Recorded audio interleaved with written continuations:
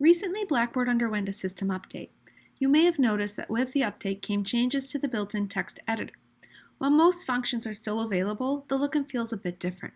Let's dig in and see how some of these changes might be impacting you. This tutorial is going to cover adding local content or content that's saved to your computer. The first step is to build content. So to do that, hover over your Build Content option and then select which type of content you want to build. I've already got an item set up here, so I'm just going to go ahead, use the chevron, and then select Edit. Next, let's take a look at the text editor. So you'll notice it looks a little bit different. Where you used to have those options to embed media down here, those options are now mostly nested underneath this plus sign. So I'm going to go ahead and press plus. And now I have the option to insert local files. Again, these are going to be files that are saved to your computer. We're going to go through inserting a PDF, an image, and also a video, just so we can get the look and feel of the new process. So let's go ahead, insert local files. I'm going to find a PDF first. Here's one. Open. Now you can see that that PDF has been inserted with the link. When students would access this, they'd be able to click on the link and they'll be prompted to open it in the appropriate app on their iPad. Next, let's go ahead and try inserting a picture. Again, I'm going to hover over to the plus sign, insert local files, and now I'm going to find an image that I like. Here's one.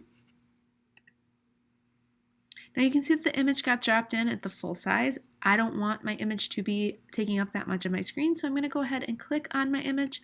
Now I get the four corners where I can click and drag to resize the image.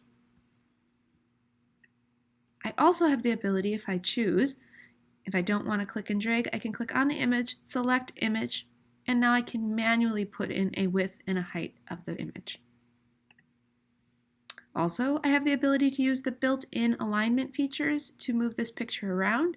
So I can center align it, right align it, or bring it back left. And then I'm also going to just insert some text I've got copied here just to see how we can put text right next to the images.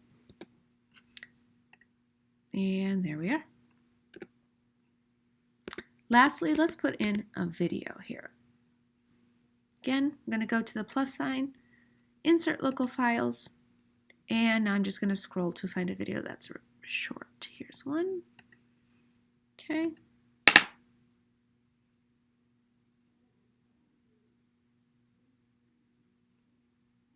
And there's my video.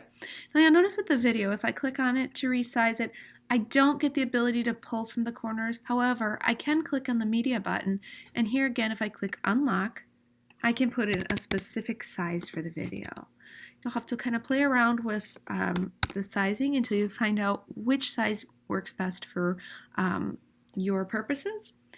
That looks pretty good to me. So now I'm going to go ahead and submit.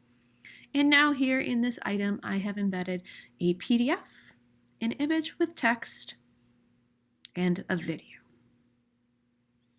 So this is how, with the new text editor, you can go about inserting local files or files that have been saved to your computer.